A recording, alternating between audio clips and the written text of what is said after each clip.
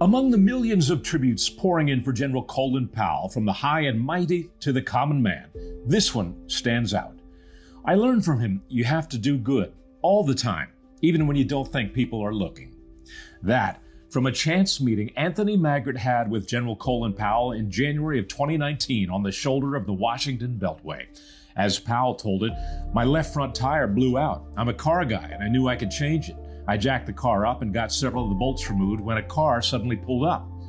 It was Maggart, an Iraq and Afghanistan war vet and amputee. Powell later wrote, he finished the job. Then we both hurried off to appointments at Walter Reed. That night, Maggart sent Powell this message.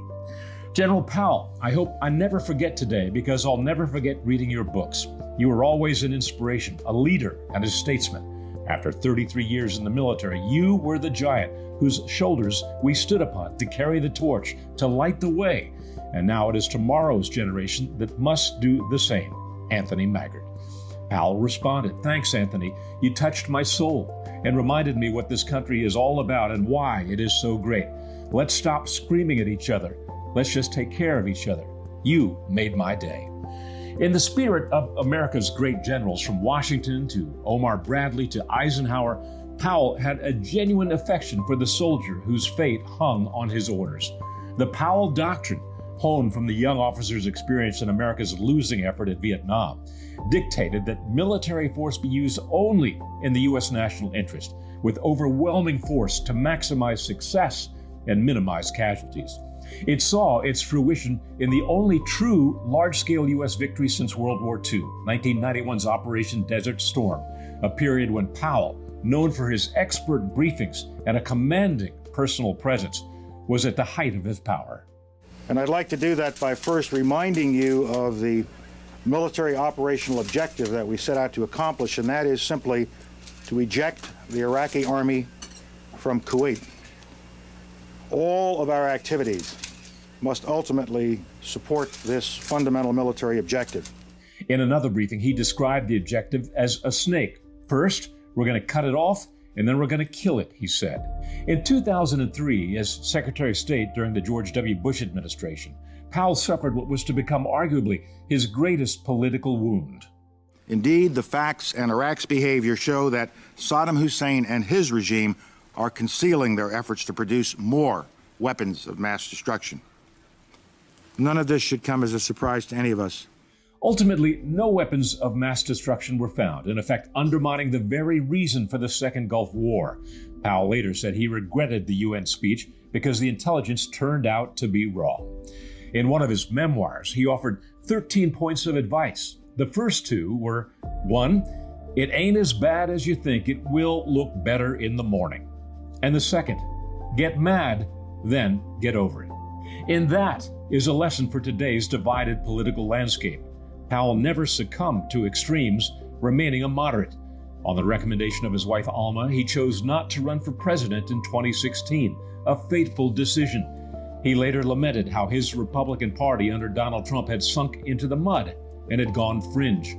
Powell kept friendships across the aisle, always believing there is more that unites than divides us. An example of that détente executed here on Jay Leno's Garage. So for Christmas last year, unbeknownst to me, I'm going to my son's house, and there, sitting there in the garage, is a brand new 2015 with a Christmas bow on top of it, and the whole family. It's a present from the kids. I said, that is so cool. You know, I love you kids so much, and I'm so glad you love me. And on Tuesday, they sent me the friggin' bill. Hey. Is this wise? Try to keep up as best you can, Mr. Vice President. Title for title. You're on. I can't find a title, but...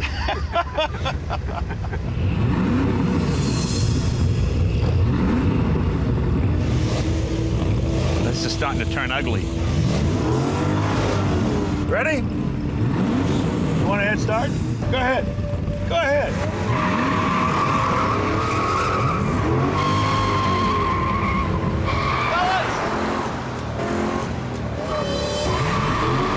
Just incredible to see two of the nation's most important guys leaving their mark on the world and on the pavement. Fellas! Makes me proud to be an American. In his last recorded interview with Bob Woodward, Powell confided his cancer diagnosis, but heeded his last 13th point of advice. Quote, perpetual optimism is a force multiplier. Well, you see, I've got to go to the hospital about 2 or 3 times a week. I've got multiple myeloma cancer, and I've got Parkinson's disease, but otherwise I'm fine. Oh, no. I'm so sorry. Don't say no, and don't feel sorry for me. For God's sake, I'm 85 years old. Got to have something. Well, And I haven't lost a day of life fighting these 2 diseases. I'm in good shape. Powell's greatest legacy may be the standard he set for leadership, a standard that some new leader will have to meet if our republic is to survive and thrive. That vet on the roadside, Anthony Maggart, knew it exactly when he wrote to Powell, quote, you were the giant whose shoulders we stood upon to carry the torch, to light the way. And now it is tomorrow's generation that must do the same. Doug McKelway for the Washington Examiner.